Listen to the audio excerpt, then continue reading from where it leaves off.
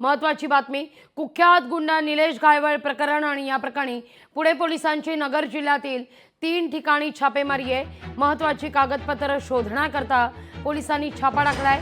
पोलिसांच्या 3 पथकाकडून एकाच वेळी छापा टाकण्यात येतोय।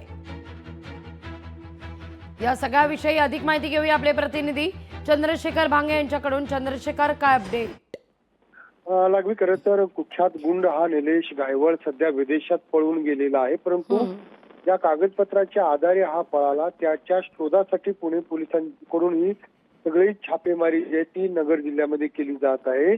गायवळ याचं जे मूळ गाव आहे सोनेगाव तालुका जामखेड या ठिकाणी रात्रभर छापेमारी पुणे पोलिसांची होती। त्याचबरोबर खर्डा नावाच्या गावामध्ये सुद्धा पुणे पोलिसांनी छापेमारी केलेली आहे। त्याचं कार्यालय आहे खर्डा या ठिकाणी।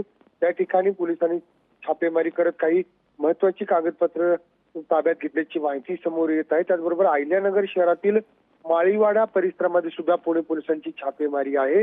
एकूण 3 पथकाकडून वेगवेगळ्या ठिकाणी ही सगळी छापेमारी जी आहे ती पुणे पोलिसांकडून केली जात आहे।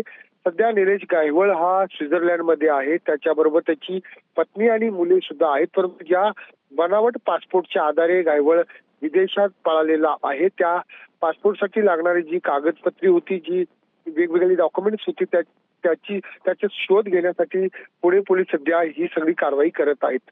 लागवी चंद्रशेखर, धन्यवाद तुम्ही दिलेल्या एकूण सविस्तर माहिती करता।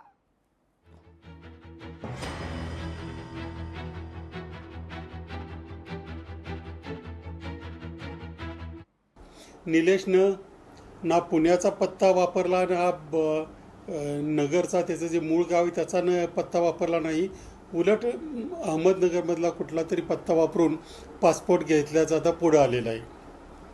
म्हणजे ही दोन्ही वोटिंग कार्ड त्यांनी वापरली नाहीत, नगरचं वेगळंच वापरलं, म्हणजे त्याला तिथे ते कोणी मदत केली हा भाग यथावकाश पुढे येईलच। परंतु सध्या मुद्दा आहे तो बनावट मतदार नोंदणीचा। अशा प्रकारे नावात किंचित बदल करून किंवा जशा तशा नावासह जर महाराष्ट्रामध्ये किंवा कुठे नोंदणी करता येत असेल 2-2, 3-3 ठिकाणी, तर ती अत्यंत चिंतेची बाब आहे आणि याची चौकशी झाली पाहिजे।